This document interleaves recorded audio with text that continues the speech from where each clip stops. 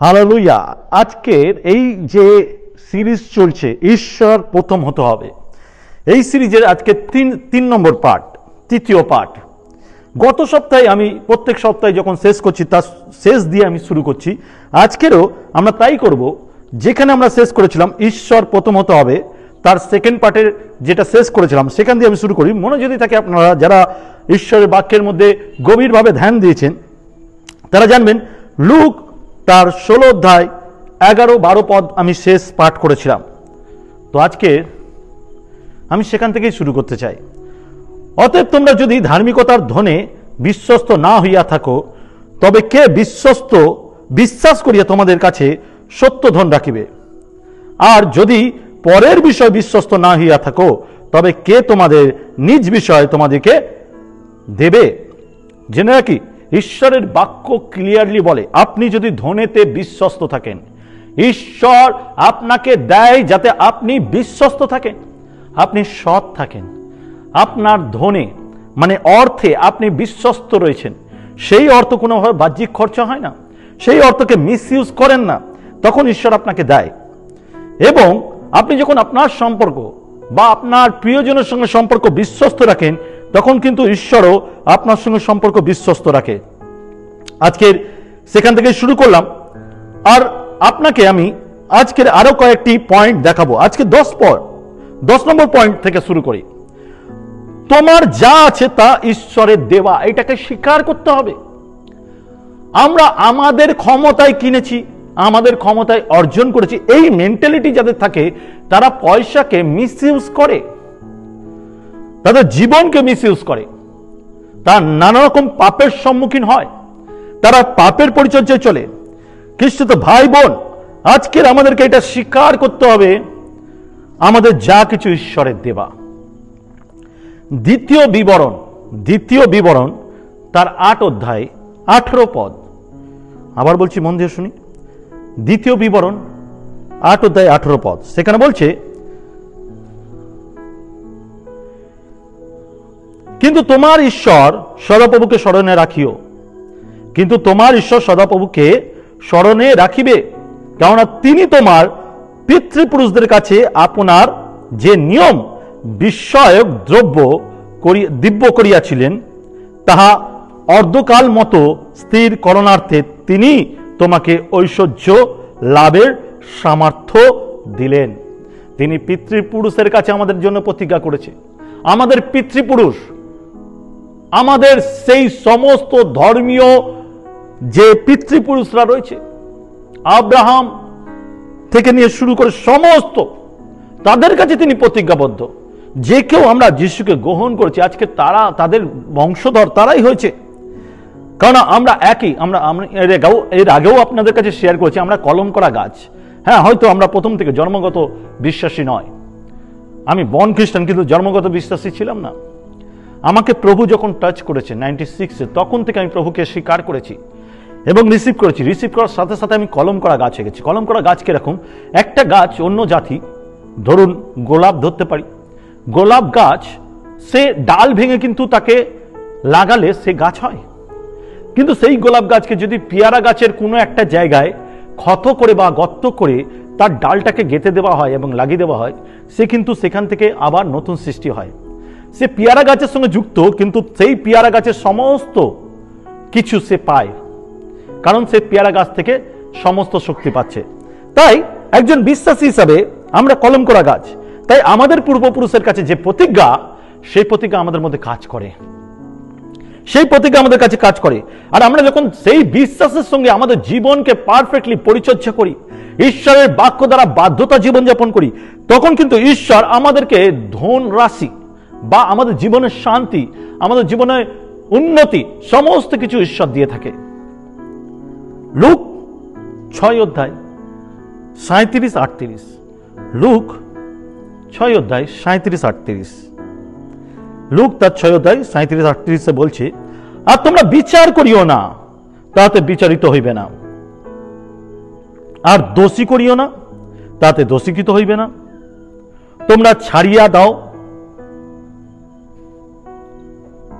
তাহাতে তোমাদেরও ছাড়িয়া দেওয়া যাইবে। দাও তাহাতে তোমাদেরকে দেওয়া যাইবে, লোকে বিলক্ষণ পরিমাণে চাপিয়া ঝাঁকিয়া উপছিয়া তোমাদের কোলে দেবে, কারণ তোমরা যে পরিমাণে পরিমাণ করো সেই পরিমাণে তোমাদেরও নিমিত্ত পরিমাণ করা যাইবে। আমেন। প্রথম হচ্ছে বিচার করো না। বিচার একটা এমন একটা বিষয়, বিচারকে ঈশ্বর খুব সেন্সিটিভ ভাবে দেখে, যার জন্য বলছে বিচার করার অধিকার কারণ নেই। আমরা খুব তাড়াতাড়ি লোকের বিচার করে দিই। আমরা অন্যজনকে দেখে নিজের জীবন লাইফ স্টাইল পরিচর্যা করি। ও একজন পাস্টার হয়ে, লিডার হয়ে ও যদি এরকম হয়, আমি করলেই পাপ, আর তারপরে আমার জীবন পাপে পরিচর্যা হয়, যেহেতু আমি অন্যকে বিচার করেছি, আমার ধার্মিকতা শেষ হয়। 11 নম্বর পয়েন্ট, ঈশ্বর আমাদের গ্রহণ করার দৃষ্টি নয় কিন্তু দেওয়ার দৃষ্টি দেখায়।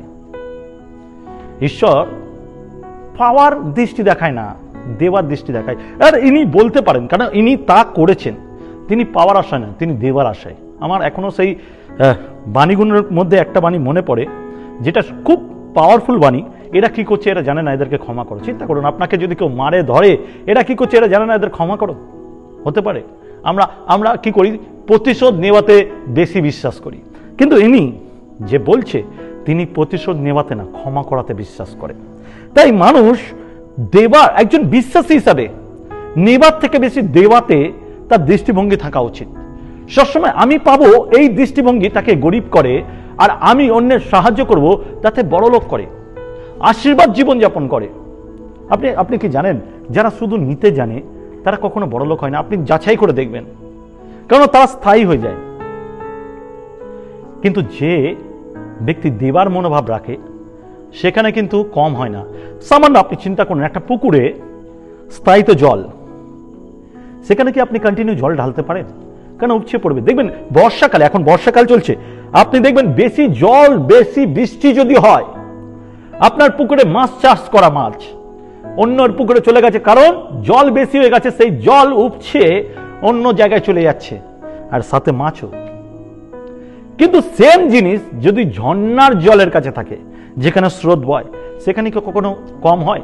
সেখানে কন্টিনিউ বইতে রয়েছে, আর ফ্রেশ জল আপনি দেখতে পাবেন, বাসি নয়। ঠিক দেবার মনোভাব ব্যক্তিদের ঈশ্বরের সেই ফ্রেশ আশীর্বাদ কন্টিনিউ বইতে থাকে, থামে না, সেই ঝর্ণার জলের মতন আশীর্বাদ থাকে। হিতোপদেশ 16 অধ্যায় 2 পদ বলছে, হিতোপদেশ 16 অধ্যায় 2 পদ বলছে, মনুষ্যের সমস্ত পথ নিজের দৃষ্টিতে বিশুদ্ধ, কিন্তু সদাপ্রভুর আত্মা সকল তৈল করে। মানুষের দৃষ্টিভঙ্গিতে সেটাকে শুদ্ধ করা উচিত, বিশুদ্ধ নয়। আর একটা পদ দেখব, যাকব 4 অধ্যায় 3 পদ, সেখানে বলছে, যাচনা করিতেছ তথাপি ফল পাইতেছ না, কারণ মন্দভাবে যাচনা করিতেছ, যেন আপন আপন সুখবিলাসের ব্যয় করিতে পারো। শুধু স্বার্থপরের মতন আমরা ঈশ্বরের কাছে চাই, নিজের লাভের জন্য চাই, নিজের স্বার্থের জন্য চাই, কিভাবে বাজে কাজে সেই অর্থকে ব্যবহার করব সেটা চাই। আমি গত রবিবারই আপনাকে বুঝিয়েছিলাম, আপনার ছেলে যদি আপনি পকেট মানি দেন, আপনার ছেলে যদি ধরা পড়ে সিগারেট খায়, তাহলে কি আপনি তার পকেট মানি বাড়িয়ে দেবেন? আপনি কি খুশি হবেন যে আপনার ছেলে সিগারেট খাচ্ছে, তার জন্য আপনি তাকে এক্সট্রা পয়সা দেবেন? যে এখন আমার ছেলে সিগারেট খেতে শুরু করেছে, মদ খেতে শুরু করেছে, তার এক্সট্রা খরচা আছে, তাকে পয়সা দাও না, আপনি সেই জায়গায় আটকাবেন যাতে সে নেশা না করে। ঈশ্বরের দৃষ্টিভঙ্গি তাই, ঈশ্বর ঠিক তাই চায়। ঈশ্বর চায় না আপনাকে বেশি অর্থের মালিক করে আপনাকে পাপে ফেলতে। যখন আপনার দৃষ্টিভঙ্গি ভালো থাকে, অন্যের সেবার থাকে, বাইবেল কি বলছে, তুমি যখন গরিব দুঃখীকে দাও তখন আমাকেই দাও, যার কাপড় নেই যখন তাকে কাপড় পরাও তখন আমাকেই করাও, যার গৃহ নেই যখন তাকে গৃহ দাও তখন আমাকেই করো, যে খেতে পায়নি তাকে যখন খাওয়াও তখন আমাকেই খাওয়াও। আর তখন ঈশ্বর দিতে থাকে, ঈশ্বর দিতে থাকে। 12 নম্বর, দেবা এবং নেবার নিয়ম কেবল অর্থের সাথে না। দেবা এবং নেবার নিয়ম কেবল অর্থের সাথে না, কিন্তু সবকিছুর সাথে কাজ করে। এই যে গিভ অ্যান্ড টেক, নেওয়া দেওয়া, এটা কিন্তু ঈশ্বরের যে নিয়ম, সেটা সব ক্ষেত্রে, শুধু অর্থের সঙ্গে না। এটা শুধু বলছে না ঈশ্বর অর্থের সঙ্গে। আপনি যদি কারোর সঙ্গে সম্পর্ক ভালো বৃদ্ধি করতে চান, তাহলে আপনাকেও তার সঙ্গে ভালো ব্যবহার করা উচিত, আপনাকেও তার জন্য কিছু করা উচিত, ভালো কিছু, তারপরেই সে আপনার জন্য ভালো করবে। Give and take. যদি দেখি লুক 6 অধ্যায়, লুক 6 অধ্যায় 37, অনেকে দেখছেন আমি একটু এদিক ওদিক তাকাচ্ছি, কিছু টেকনিক্যাল প্রবলেমের জন্য আমাকে মাঝে মাঝে এদিকে তাকাতে হচ্ছে, তার জন্য সরি, কিন্তু আমি কাট করতে চাইছি না, আমি চাইছি কন্টিনিউ করতে। লুক 6:37, আর তোমরা বিচার করিও না, তাতে বিচারিত হইবে না। জেনে রাখুন, আপনি যদি বিচার না করেন তাহলে লোকে আপনার বিচার করবে না। আপনাকে বিচার করার জন্য যাচনা করা হয়নি বা আপনাকে কলিং করা হয়নি। বিচারকর্তা একজনই, খ্রিস্ট। আপনি লোকের বিচার করবেন কেন? ও আমার সঙ্গে এমনি করেছে তাই আমি ওর সঙ্গে এমনি করব না। তাহলে আপনার ডিএনএ কে? কার ডিএনএ আপনার জীবনে কাজ করছে? ক্ষমার ডিএনএ, সেই খ্রিস্টর ডিএনএ? অথচ আমরা বলছি আমরা যিশুকে হৃদয় ধারণ করেছি, আমার জীবনে যিশু আছে। তাহলে আপনার জীবন থেকে যিশুর মতন এফেক্ট আসছে না কেন? আর দোষী করিও না, তাতে দোষীকৃত হইবে না।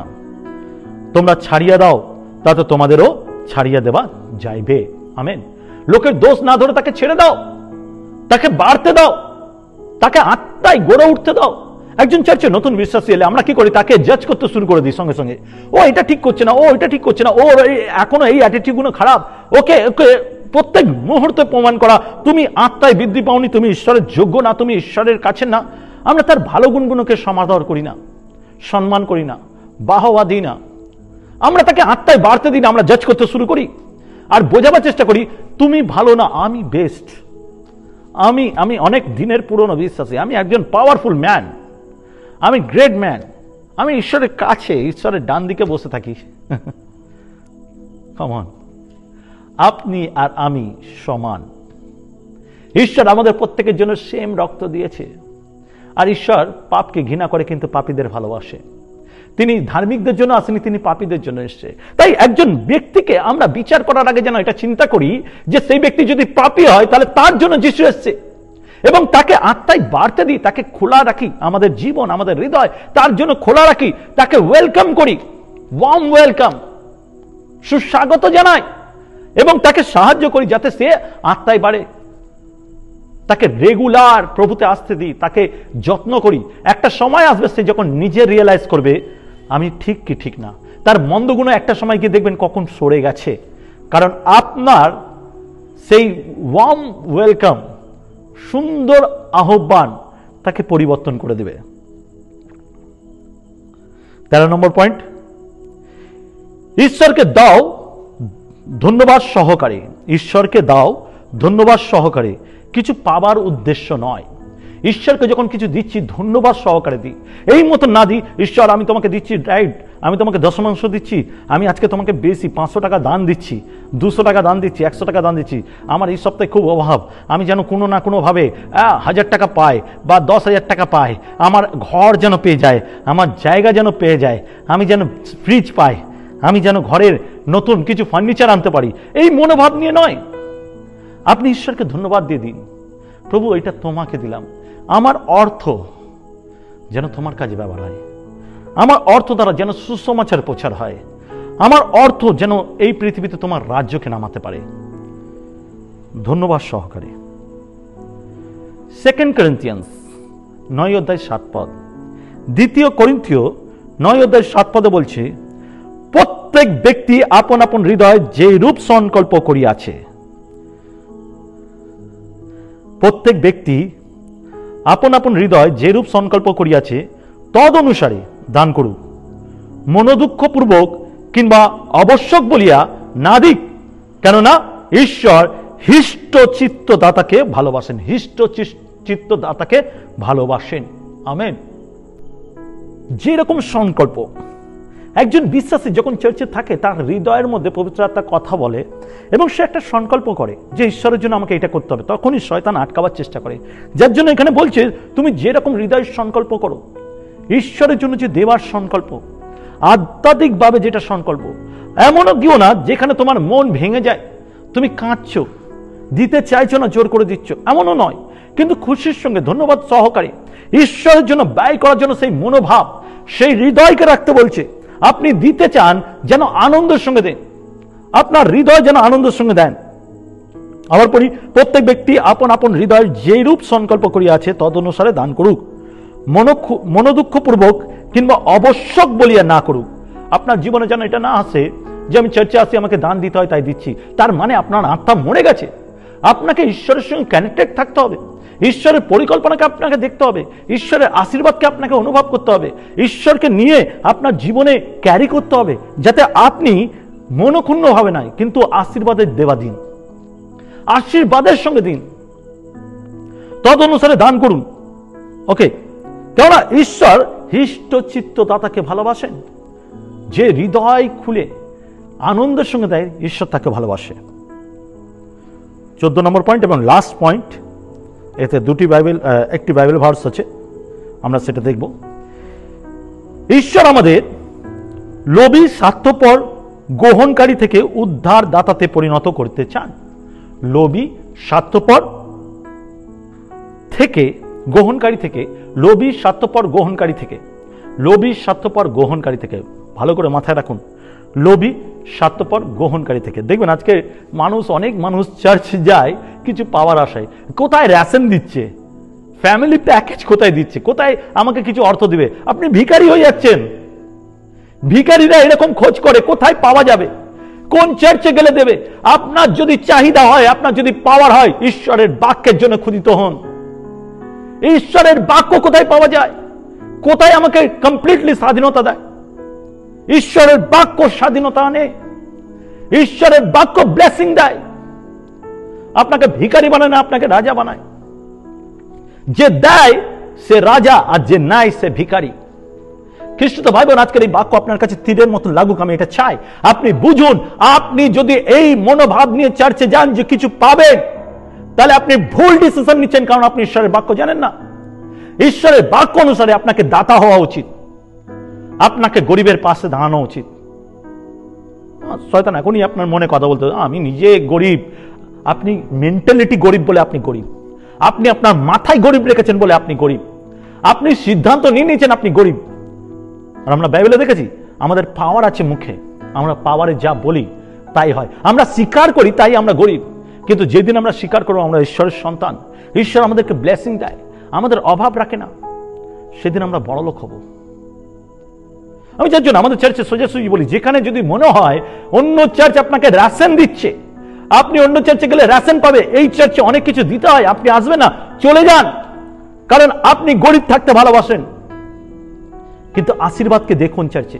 টেস্টিমনিগুলোর দিকে তাকান, কিভাবে গরিব থেকে দেওয়ার মাধ্যমে তারা নিজস্ব বাড়ি করেছে, গাড়ি করেছে, আজকে স্ট্যান্ডার্ড লেভেল মেনটেন করছে, স্ট্যান্ডার্ড লেভেলে চলছে। কেন? কারণ তারা দাতা।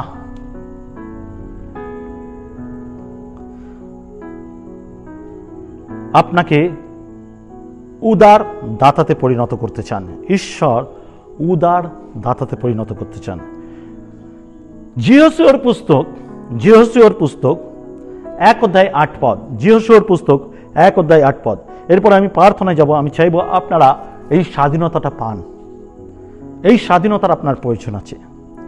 তোমার মুখ হইতে এই ব্যবস্থা পুস্তক বিচলিত না হোক, তত্ত্বধ যাহা যাহা লিখিত আছে যত্নপূর্বক সেই সকলের অনুযায়ী কর্ম করণার্থে তুমি দিবারাত তাহা ধ্যান করো, কেননা তাহা করিলে তোমার শুভগতি হইবে ও তুমি বুদ্ধিপূর্বক চলিবে। ঈশ্বরের বাক্য আপনাকে সঠিক পরিচর্যা করে, ঈশ্বরের বাক্য আপনাকে তৈরি করে। ঈশ্বরের বাক্য দ্বারা আপনি যখন সুসজ্জিত হন, তখন আপনি আশীর্বাদের জীবন যাপন করেন। হালেলুয়া। আমরা ঈশ্বরকে তখনই হৃদয় খুলে দিই যখন আমরা বুঝি যে আমাদের কাছে যা আছে সব ঈশ্বরের। আর যখন আমরা এটা মনে করি, তখন ঈশ্বরের জন্য দিতে আমাদের কষ্ট হয় না, কারণ ঈশ্বরের জিনিস আমি ঈশ্বরকে দিচ্ছি। আমার সময় ঈশ্বরের, আমি ঈশ্বরকে দিচ্ছি। আমার লাইফ ঈশ্বরের, আমি ঈশ্বরকে দিচ্ছি। আমার অর্থ ঈশ্বরের, আমি ঈশ্বরকে দিচ্ছি। তখন কোনো রকম সমস্যা হয় না। তাই লোভী স্বার্থপর হবেন না, বিশ্বস্ত ভাবে ঈশ্বরকে দিন। ঈশ্বরকে দেওয়া আপনার জন্য আশীর্বাদের দরজা খোলা। আমার এই প্রচারে অনেকে সম্মত হবে না, অনেকেই বিরোধিতা করবে। খ্রিস্ট ভাই বোন, আপনি জেনে রাখুন বাইবেল কি বলে, মানুষের দিকে তাকাবেন না। অনেক জ্ঞানবান ব্যক্তি আছে যারা এর তৎমা বার করবে, নানা রকম ভাবে পোস্টমর্টম করে উল্টো বুঝাবার চেষ্টা করবে। জানেন যিশুকে শয়তান পরীক্ষা কি দিয়ে করেছিল? তিনি বাক্য দ্বারা পরীক্ষা করেছিল, আর যিশুর উত্তর বাক্য দ্বারাই ছিল। আজ যখন আমি এই বিষয় প্রচার করছি, কেন প্রচার করছি এই বিষয় জানেন? যেন আপনি আর আমি স্বাধীনতা পাই। এই অর্থের যে অভাবের একটা ডিপ্রেশনের মধ্যে দিয়ে যাওয়া, অর্থের পিছনে দৌড়ানো, অর্থ কামানোর লোভ, অর্থের প্রতি আকর্ষণ, এটা শয়তানের দ্বারা। কারণ বাইবেল অনুসারে যদি আমি ধার্মিক হই, অর্থ আমার পিছনে পিছনে আসবে, অর্থের ব্লেসিং অটোমেটিক আসবে। আমাকে ঈশ্বরের প্রতি বিশ্বস্ত হতে হবে। যার জন্য অনেক চার্চ এই বিষয় নিয়ে প্রচার করতে চায় না। আমি তাদেরকে বলি, তারা খুব ঘামান্ডি, তারা চায় শুধু তারা আশীর্বাদ পাক, লোকে যেন তাদের কাছে মাথা নত থাকে, তাদের লোকরা, তাদের বিশ্বাসীরা যেন বেড়ে না ওঠে। কিন্তু এই মণ্ডলী চাই আমরা প্রত্যেকে বেড়ে উঠি প্রভুতে এবং অর্থে। হালেলুয়া! প্রভুতে এবং অর্থে। তার জন্য প্রয়োজন আপনাকে এটা বোঝা, ঈশ্বর আপনার হৃদয়কে খুলে দিক এবং সমস্ত কিছু ঈশ্বরের, যা ঈশ্বরের তা ঈশ্বরকে যেন দিতে পারি। আমেন। আসি প্রার্থনা যাই। পবিত্র পিতা, আমি আজকে প্রার্থনা করি এই সময়, এই মুহূর্তে প্রভু আমি বিনতি করি প্রভু তোমার কাছে, আজকের এই ফ্রিডম আমাদের দাও। আমার ফ্রিডমটা যেন আমরা পাই। সমস্ত কিছু আমি আমার জন্য চিন্তা করব, আমার জন্য দৌড়াবো, আমার জন্য ভাববো। এই চিন্তাধারার ফ্রিডম দাও প্রভু। এই চিন্তাধারা থেকে আমাদের মুক্ত করো। আমরা যেন বুঝতে পারি এই লাইফ তোমার, এই সময় তোমার, এই অর্থ তোমার, এই জীবন তোমার, আর আমরা যেন তোমাকে দিতে পারি। আমরা যেন লাইফটাকে এনজয় করতে পারি তখনই যখন আমরা তোমাকে দিই। তাই প্রভু আজকের দিনে তুমি সেই ফ্রিডম দাও, আমাদের লাইফকে আশীর্বাদ করো। যতজন আজকের এই বাক্যকে রিসিভ করলো, তোমার যিশুর নামে তুমি ব্লেসিং দাও। কোন একজন বোন, আমি জানি না, আজকে যখন প্রচার করছি আমাকে আগে থেকে ঈশ্বরের আত্মা জানাচ্ছে, কোন এক বোন আছে যে ফাইন্যান্সিয়াল খুব ডিপ্রেশনে যাচ্ছে, খুব ডিপ্রেশনে, অনেকভাবে ভেঙে পড়ছে। আপনি যে শুনছেন, আপনাকেই ঈশ্বর বলতে চায়, আপনাকে ঈশ্বর উদ্ধার করতে চায়, এই ফাইন্যান্সিয়াল ফ্রিডম দিতে চায়। আপনি অবশ্যই এই বাক্যকে গ্রহণ করুন এবং লাইফে স্টেপ তুলুন। প্রভু আপনাকে আশীর্বাদ করবে। হালেলুয়া! আমি বিশ্বাস করি আজকের বাক্য আপনাদেরকে আশীর্বাদ করলো, আজকের বাক্য আপনাকে গড়ে তুললো এবং এই বাক্য যেন আশীর্বাদের হয়। সাথে আর একটা কথা বলতে চাই, যারা আপনারা ইউটিউবে আমাদের এই চ্যানেলকে দেখেন, এই প্রচারগুলোকে দেখেন, আমি আপনাকে উৎসাহিত করতে চাই, আপনি যদি ঈশ্বরের আশীর্বাদে চলছেন, এই বাক্য দ্বারা উপকৃত হচ্ছেন, আপনার প্রিয়জনকে শেয়ার করুন। এবং সাথে এর মধ্যে দিয়ে আমরা 3টে পয়েন্ট আমরা শেয়ার করি, যাতে সারা সপ্তাহ আমরা এই বাক্যকে আরো গভীরভাবে জানতে পারি। 3টে পয়েন্ট আমরা, আমাদের হোম গ্রুপ চলে চার্চের আন্ডারে, প্রায় 70 থেকে 80টা হোম গ্রুপ চলে আমাদের। সেই হোম গ্রুপে আমরা এই 3টে পয়েন্টকে সর্বদা দিই, আর এই 3টে পয়েন্ট নিয়ে আমরা বলি আলোচনা করতে, যাতে আত্মায় বৃদ্ধি পান। তো আপনারা কেউ যদি চান যে আপনার কাছে আমরা এই 3টে পয়েন্ট পাঠাই, আমাদের কমেন্ট বক্সে কমেন্ট করবেন আর আপনার ফোন নাম্বার দিবেন, তাহলে আমরা এইটাকে আপনার সঙ্গে শেয়ার করবো এবং আপনাদের সঙ্গে কানেক্টেড থাকবো। চেষ্টা করবো কেউ যেন আপনাদেরকে গাইড করে এবং পরবর্তীকালে আমরা আরো কিভাবে কাজ করতে পারি সেইভাবে দেখব। আমাদের অলরেডি অনলাইনের মাধ্যমে পুরুলিয়াতে আমাদের কাজ শুরু হয়ে গেছে, বিহারে কাজ হচ্ছে, বিহারে অনেকে রয়েছে যাদের সঙ্গে আমাদের পার্সোনাল কন্ট্যাক্ট হয়েছে, আরও অনেক জায়গায়, ছত্তিশগড় না কোন একটা জায়গায় আমাদের কন্ট্যাক্ট হচ্ছে অনলাইনের থ্রুতে। আমাদের এক ভাই সেইগুলো হ্যান্ডেল করছে। আপনি যদি চান আপনাকেও আমরা সেইভাবে গাইড করি, অবশ্যই আমাদের সঙ্গে যোগাযোগ করুন। ভালো থাকবেন, সুস্থ থাকবেন, সবাইকে জয় যিশু।